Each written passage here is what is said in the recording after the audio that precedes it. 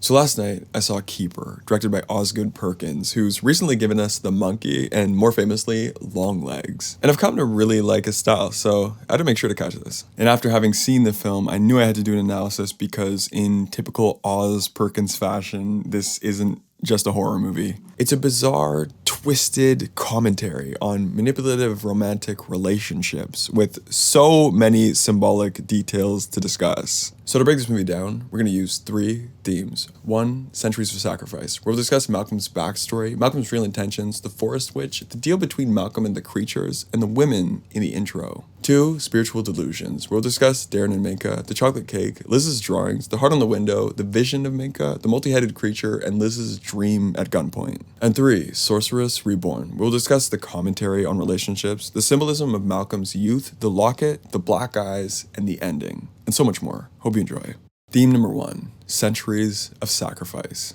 So the film starts with our main character Liz, who's been dating a doctor named Malcolm for about a year. And the two of them are heading to Malcolm's cabin in the woods for a weekend getaway. And as soon as Liz arrives, she starts hearing noises all throughout the cabin, like there are people behind the walls causing some kind of muffled ruckus. And that same night, Malcolm's brother Darren comes over, and he has this sort of influencer model type girlfriend. Her name's Minka, and she apparently can't speak very much English. And this is where the movie gets really interesting because clearly something's not right with Darren's girlfriend. And I'll get into the specifics of why a little later, but for now, all I'll say is the only thing she says is to Liz, the cake doesn't taste good. But most interestingly, later that night, Malcolm insists Liz try a piece of the chocolate cake. And when she does, she suddenly begins to feel this trippy, psychedelic, spiritual connection to these mysterious beings who seem to be lingering in and around the cabin, seeming to be the same beings who are causing the ruckus behind the walls. And it's later on in the film, when Malcolm returns to the house from his supposed emergency call, that Liz and we as the audience get a way better clue of what's really going on. So when Malcolm comes back from that supposed emergency work at the hospital, we find out he wasn't really working at the hospital at all. He was only leaving so these creatures from the forest and behind the walls could capture Liz and feed on her. And when he breaks down his backstory, everything makes way more sense. So Malcolm and Darren have actually been alive for the last couple hundred years. And as children, they lived in these woods that we see in the movie. And the way this works is, when they were kids, they saw this pregnant sorcery witch woman near the river. And believing she was some kind of intruder from some foreign religion, they shot and imprisoned her in the pig pen. And while detained, this pregnant witch gave birth to these spooky looking creatures. And after the boys kill the woman, they make a deal with these baby creatures. The creatures have this power to extend Malcolm and Darren's lives as long as Malcolm and Darren can provide them human sacrifices for them to feed on. So over the next couple hundred years, Malcolm and Darren would date different women only to gain their trust, take them to the woods, and feed them to the creatures. Which explains that opening sequence for the movie, where there's one woman from the 1800s, one from the 1950s, one from the 70s, and one from the 80s. All are Malcolm's ex-girlfriends and eventually sacrifices for the creatures. And of course, Liz is our next victim in line. And that's really just the beginning of putting it all together. So let's get into Liz's relationship with these creatures, as well as their innocent victims in theme number two,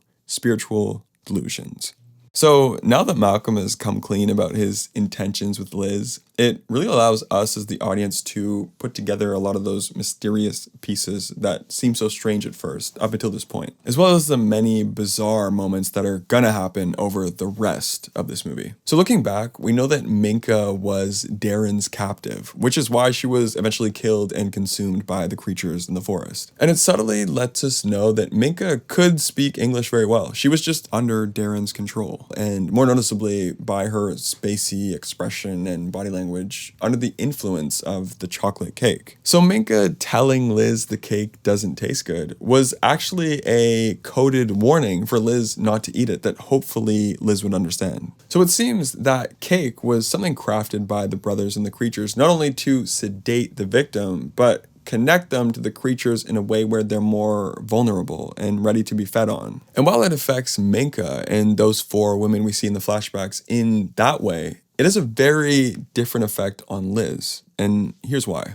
Liz has this striking resemblance to that witch mother. So when she arrives at the cabin, the creatures are already trying to connect with her spiritually. When she draws that breath heart on the glass, they think that she's drawing it to them in the woods. So later on, when she's in the bathtub, they draw one back on the glass behind her. And when she later has a piece of cake, it only intensifies and further strengthens her connection with the creatures as well as their victims, for an important reason we'll get to very soon. As mentioned before, she channels this energy through her drawings to see those screaming victims. And after Minka has been eaten, Liz sees this dual image of her where one is in regular form and one is in a kind of smaller, droopy, melting form, which might be the most psychedelic delusion of the movie, making it super difficult to tell what Minka is trying to tell Liz. But eventually, looking back, you realize Minka was warning Liz about the dangers of the brothers and their cruel nature. And it's when Malcolm traps Liz in the basement with the creatures that we realize why Liz is unique to the other victim women of the past. As I mentioned, Liz has a striking resemblance to the witch mother of the creatures. So they see her now as their reincarnated mother and leader. We and Liz now learn the woman with the bag on her head is a new creature formed out of the melding of the previous victim women. That's why they say something along the lines of, "We're your children and the other women." And now we understand why Liz had that dream earlier in the film of the gun to her head. It reflects the gun to the head of the witch mother who was shot by the brothers and who is spiritually connected with Liz. It's also why Liz felt compelled to get out of the bed and devour the rest of the cake. She subconsciously wanted to strengthen her connection with the creatures. And now knowing that the creatures and the past victims are all on one side, it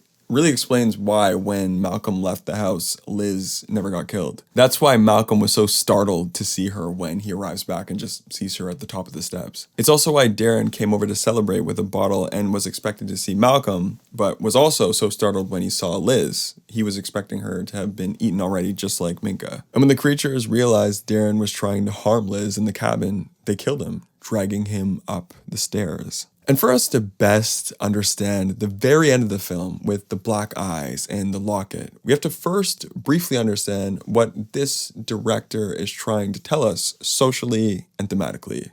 In theme number 3, Sorceress, Reborn. When director Osgood Perkins was asked about what hit home the most for him about the script, he said, "It's the worst part of being male. It's a depiction of our worst selves as men." And then from the woman's side, lead actress Tatiana Maslany chimed in to also say it's about the common mistakes by women as well. It's about the instincts you ignore, or the ways you know something but have gaslit yourself. And I think their quotes, when you put them together, make perfect sense when you look at the story as a whole metaphorically. It's a commentary on the emotionally abusive male partner and the emotionally dependent female partner. Malcolm has demonstrated countless signs of neglect, insensitivity, and low effort. All signs of a man who isn't truly in love with a woman and really desires something else about the woman that she can hopefully provide for him. And because of Liz's desperation for a genuine loving partner, she overlooks so many of those cautionary signs. Even when her best friend Maggie gives her 2 cents over the phone expressing her distrust in Malcolm, Liz ignores her until it's too late. So when we look at the title of the film, Malcolm isn't a keeper in terms of someone suited to build a long-term relationship with. He's a keeper in terms of keeping with his old ways, keeping his youth, and keeping women captive through manipulation.